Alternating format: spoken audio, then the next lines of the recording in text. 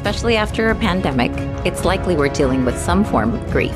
And this episode, we'll be chatting about Dr. Lucy Hone and how she pulled through on the other side of grief. Next on Technically a Conversation.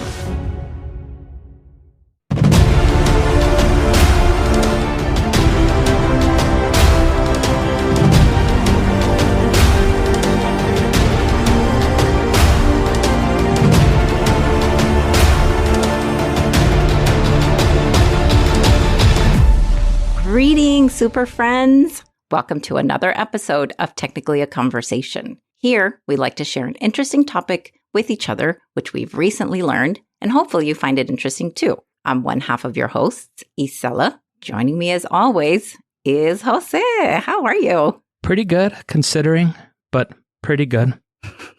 Considering what? Do you want to explain? You didn't hear the bad news? Are we talking about soccer or what are we talking about? No, we're talking about Henry Cavill and Ben Affleck. They will no longer be reprising the roles as Superman and Batman. Is that true? How sad. Per a meeting that they had with double agent James Gunn, they will no longer be returning. What? They were both excellent. How silly. What a bad decision. I agree, especially Henry Cavill. He was the best Superman in my opinion. You know what? I wholeheartedly agree with that statement. He even looked like Superman, my idea of a Superman. He even sounded like it. Yeah, but James Gunn is the new head of DC, and he said, out with Henry Cavill and Ben Affleck. So very sad, very heartbroken. Any suggestions on who's going to replace them? I have no idea. They haven't made any type of announcements. Henry Cavill broke the news last night. Oh, no, you cried yourself to sleep. I didn't cry, but I was close. I was really close to crying. I don't blame you. I know you love him. But how are you, Isela? I am doing pretty good. Yeah, my daughter went to Disney World. Oh, how nice. Yeah, I'm excited, but it's so quiet without her.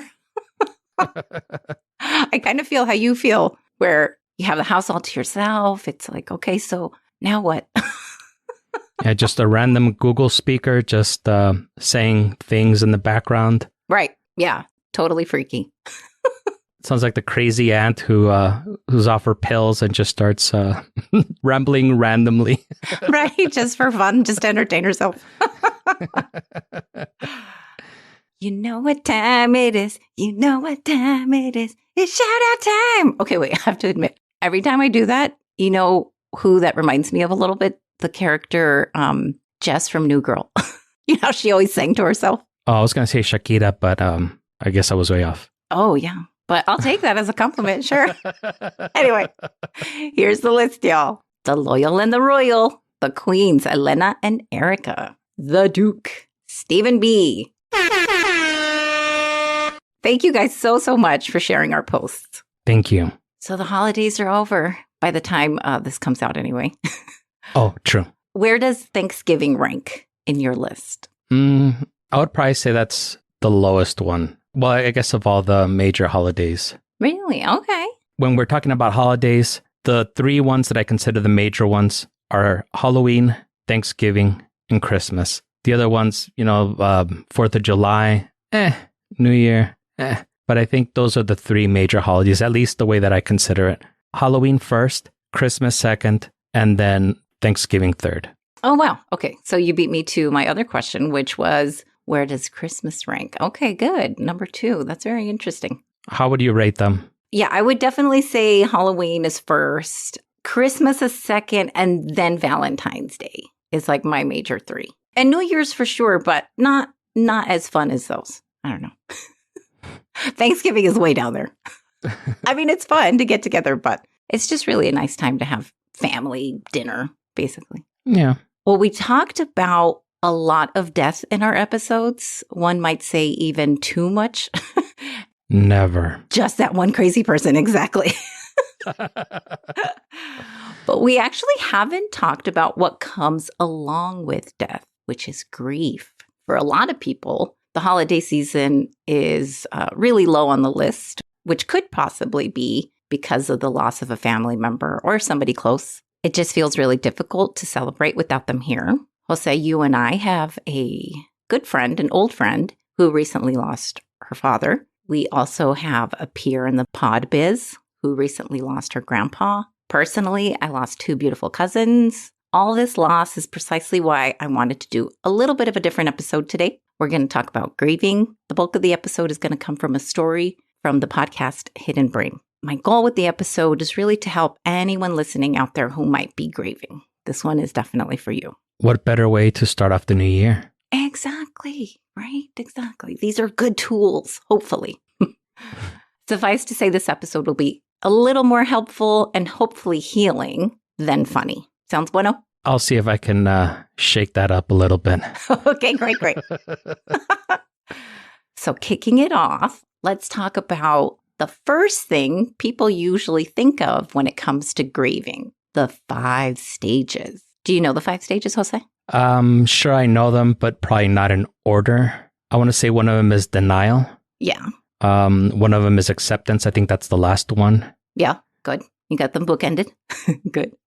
Those are the only 2 that come to mind right now. Yeah. I think those are the 2 that are most important, I think, or the ones that I remember usually doing. Yeah, no. I completely hear you on that. I think the only ones I had remembered were denial, anger, acceptance, and I think like bargaining. But I know there's 5, so I don't know what the 5th one is. We'll read ahead.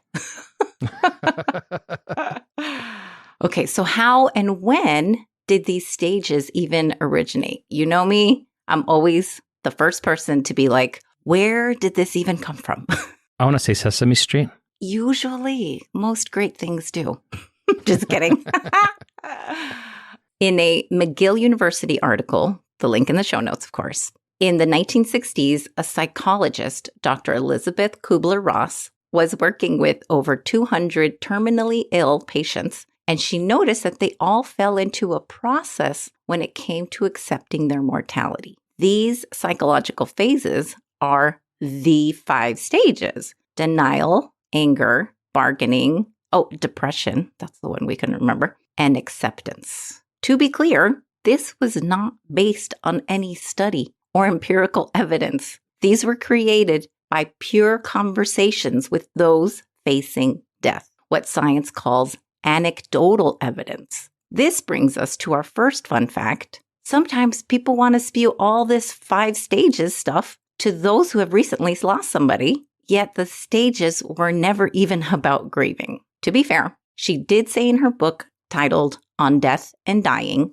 family members undergo different stages of adjustment similar to the ones described for our patients. So she was kind of trying to say, oh yeah, the grieving will go through something similar. There was a 1981 study tracking 183 widows and widowers through different times of their bereavement. And the results, in fact, did not confirm the existence of separate stages of adaptation. Knowing this now, in your opinion / speculation, why do you think the general public is so eager to talk about this non-evidence-based model of the 5 stages, Jose? Well, first of all, I feel better now that I didn't remember the other 3. Yeah. I think I remember the only 2 that I really usually only go through. I don't really recall being angry more so than just general sadness. But I think that people always try and classify things and put things in,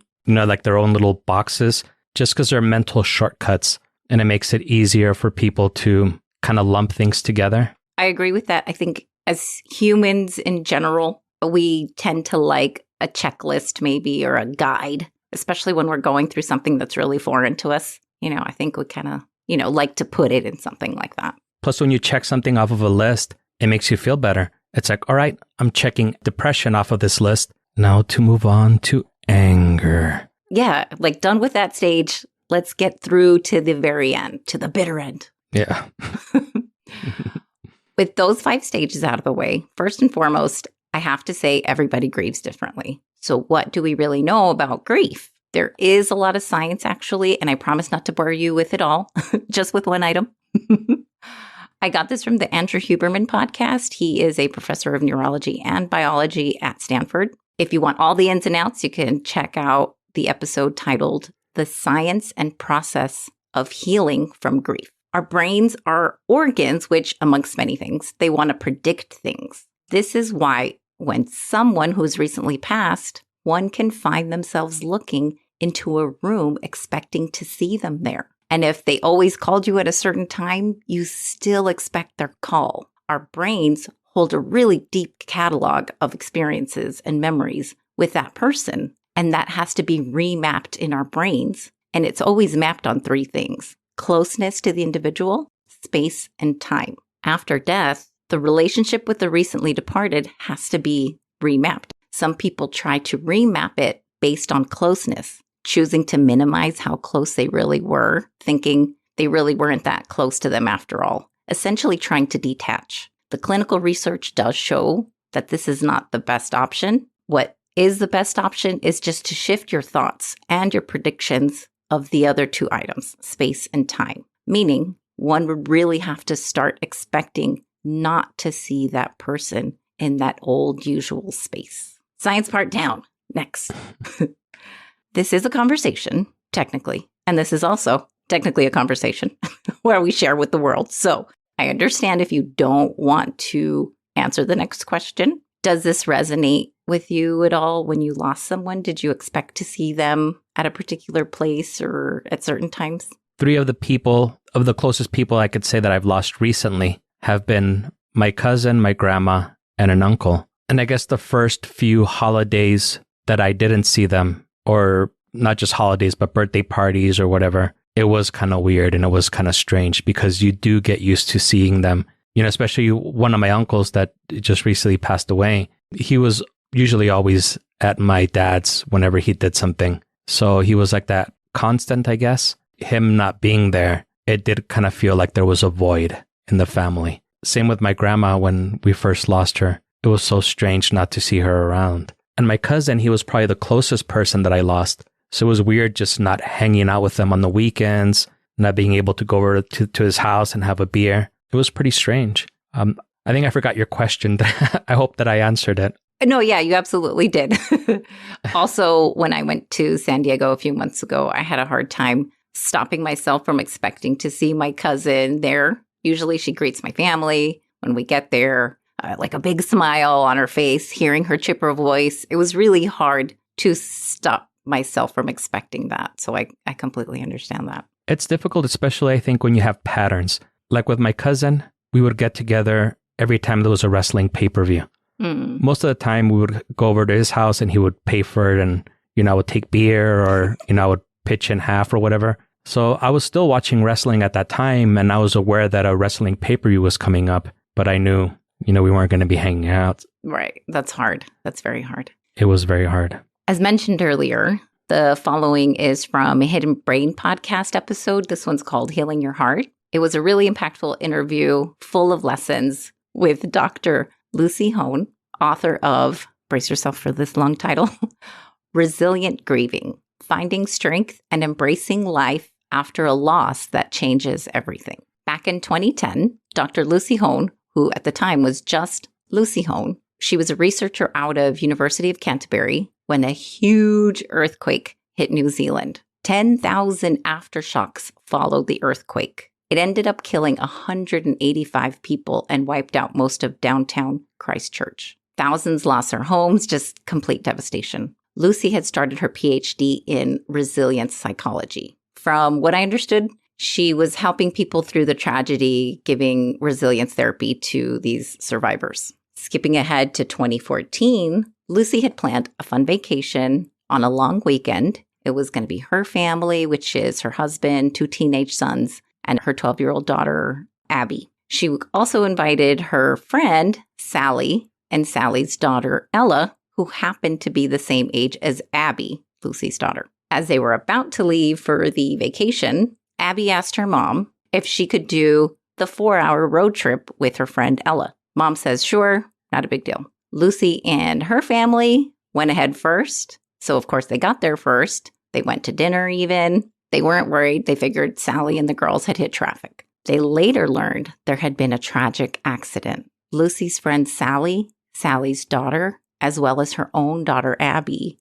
a car had run through the stop sign and killed everyone, all 3 of them. That's awful. It's really awful. She had gone through every parent's worst nightmare, and it had thrown her completely into an instant shock. When the officer told Lucy what had happened, she recalled feeling very sick, thirsty, pacing a lot just before she had to identify her daughter's body. Lucy and her husband quickly enlisted the help of a grief counselor, and they told them to just write off the next 5 years of their life to grief. The death of a child also made them most probable for divorce, family estrangements, and mental illness. Like they don't have enough to deal with already, right? Throw that on top. That's awful. That's shitty, yeah. The counselors and friends all usually tried to give them some good advice. Of course, they had great intentions, but unfortunately, Lucy just felt worse after speaking with them. She was truly in her darkest hour, seriously questioning, can she even go on? Lucy was open about this, and she did say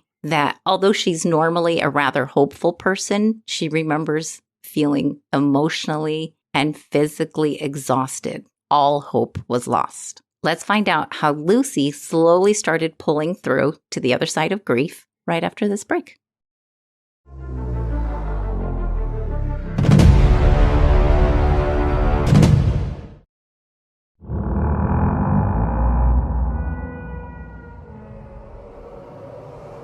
Are local lore, legends, and laughter your thing? Then come check out our podcast, Or So They Say, where two sisters travel small-town America, one ghostly tale at a time. We're your hosts, Midwest twins Megan And Kelsey. Join us every Thursday where you get to hear not just the history behind haunted locations, but our own personal experiences as well. Faceless Nuns, Check. Harmonica Playing Ghost, Check. Tangents that have nothing to do with spooky things whatsoever? You have no idea. So join our spooky crew and follow along as we investigate a haunted place near you. Listen to Or So They Say wherever you stream your favorite podcasts. Come check us out. Goodbye. Bye.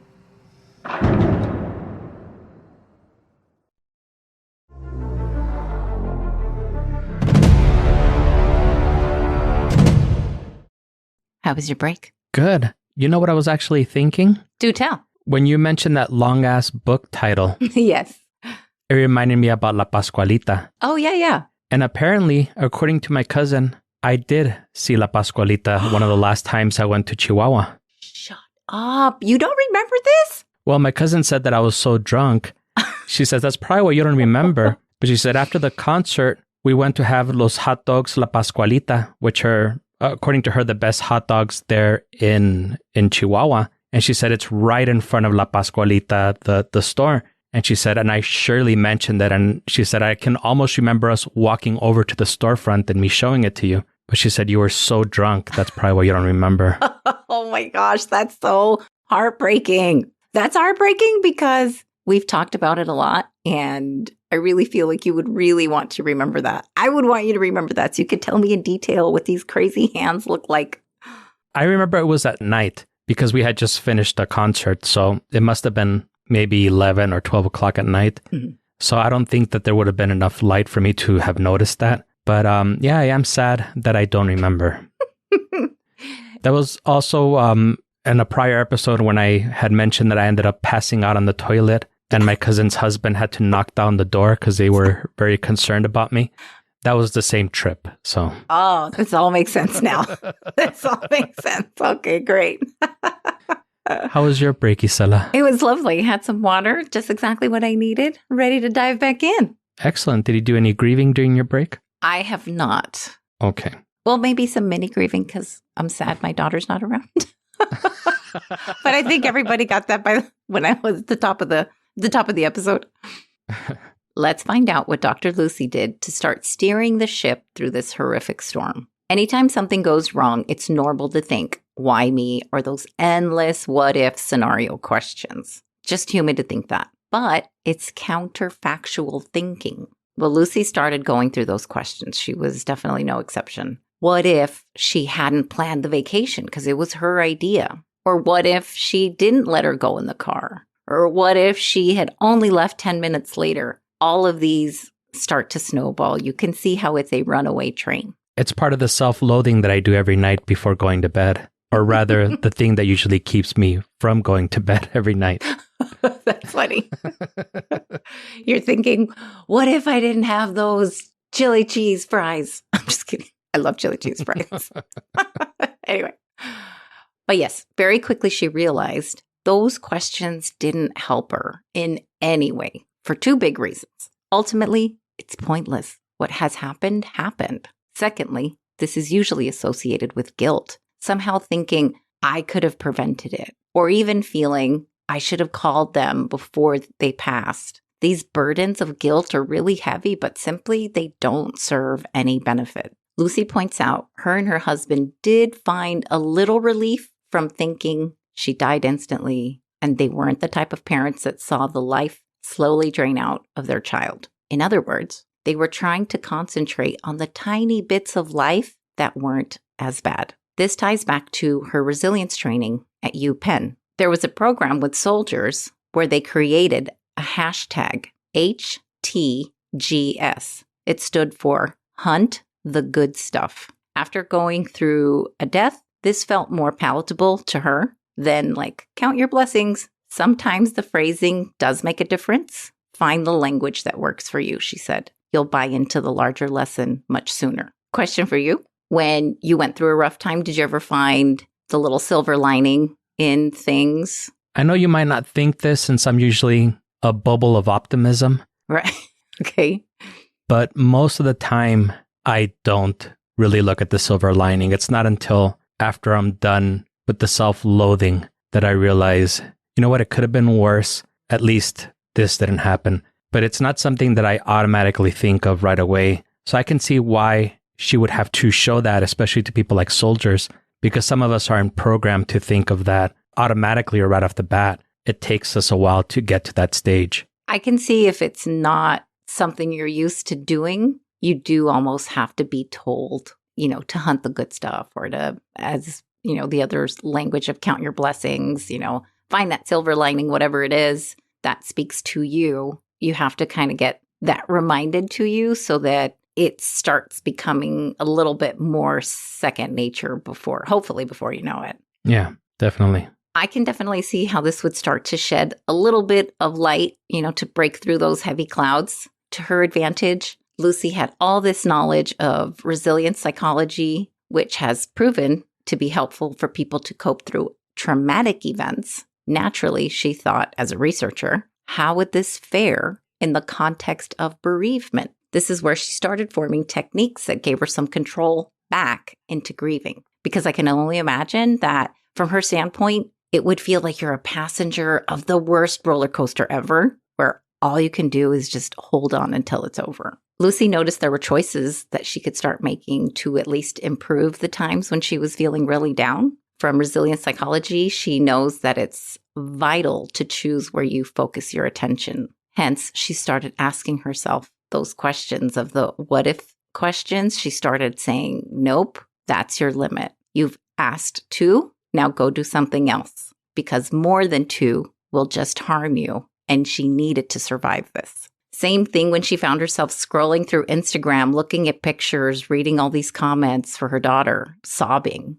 She would do that for only a few minutes, and she would think, seriously, Lucy, is this helping or harming you? Be kind to yourself. Put your phone away and go to bed. I think this is really admirable. She allowed herself some time to be sad, but had a short time limit for it and forced herself to continue on to the next distracting activity. If you take a step back from the story, don't you think this basic question of, is this helping you or harming you, isn't it so transferable to so many situations? It is. I actually heard something very similar to that from Michael Rosenbaum. Oh. One of my favorite Lex Luthors, as you know. Yes. He was talking about, I forgot what the term was, but it was something like interruption therapy or interruption scheme or something, where when he starts spiraling out of control with all his anxiety, like, oh my God, my dog is starting to get old now. What's going to happen when she dies and all this?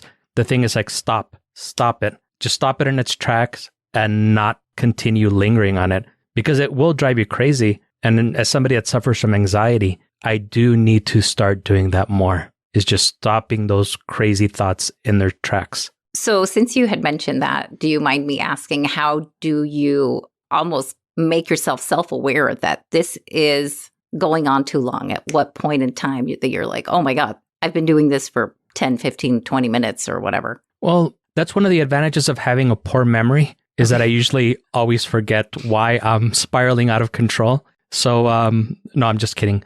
Yeah. No, normally, once I realize that I'm going down a dark path, I say, okay, that's it. That's enough. But I just recently learned about this technique, so I haven't really put it into practice too much. Well, good luck. Please tell me how that goes, because I think that could be so useful for so many things. Yeah, this podcast has proven to be my therapist, so... I'm here. The door is open. Do you ever do anything like that? I think, to be honest, I have done a little bit of that, but I know that it's a waste of time ultimately. So I usually don't get too far into it. When I regret something, I'm like, oh, I kind of beat myself up for, a couple of minutes. And then I think, well, fuck, I just got to learn from it. And that's it. Otherwise, I'll just be there forever, kind of beating myself up. Yeah, I think that's probably the best approach to take. Yeah, I mean, from this resilience psychology, it sounds like you allow yourself some time and space to feel your feelings and then off to a distracting activity, which sounds pretty healthy to me. Yeah. This question also of, is this helping or harming you, was the reason why Dr. Lucy and her husband did not attend the trial of the driver who killed their daughter and the family friends. They knew it simply would not benefit them at all. By limiting herself to 2 what ifs, granting herself a limited time of scrolling through pictures, it really helped her find a way through grief. She did make it a point to say this was not easy at all. Just know it was difficult, but not impossible. For her, it came down to motivation for survival. She didn't want to lose what she still had over something she had already lost. The University of Penn program was based on the same idea of focusing on what you're doing or thinking. Pay attention to where you pay attention. At the end of the interview, Lucy said a local grief counselor told her that the people who had just lost someone, that they think their grief is going to diminish over time, but it really doesn't. Life just moves forward. Lucy became Dr. Lucy. She went on to write a book, that one with a really long title. While the loss is still very much there, they'll carry her in their hearts always to have her legacy live on. So I thought it was great. Any thoughts? No, I was going to say I'm just glad that she finally was able to find closure. Yes. And luckily she had those years of training and resilience to kind of help her out a little bit, as morbid as that sounds. It's strange that the student becomes the teacher, but this was almost like backwards. The teacher almost had to put these things into practice now, where she was so quick to say, okay, do this, do this. Now she found herself, oh shit, I'm in that seat. I have to do these things. And then she realized probably how difficult it was, which is great that she wrote a book on it. Definitely. Any parting thoughts before we close? No, I'm pretty sure I've said enough in this episode. No. I will say one thing, just because they had mentioned the whole pay attention to where you pay attention, especially because she felt like she was ignoring her family when she was kind of isolating herself and kind of wallowing and stuff. I took a different lesson from it also, where you sometimes are ignoring people just because you have a smartphone. And I do want to say, I think it's great that you almost never have your smartphone out, like pretty much never, when we go out to eat and stuff like that. Because it's, again, paying attention to the people and, the company that's present. So I think that's great. I appreciate that. It also helps that people don't like me, so they never text me. Oh, you guys. That's not true.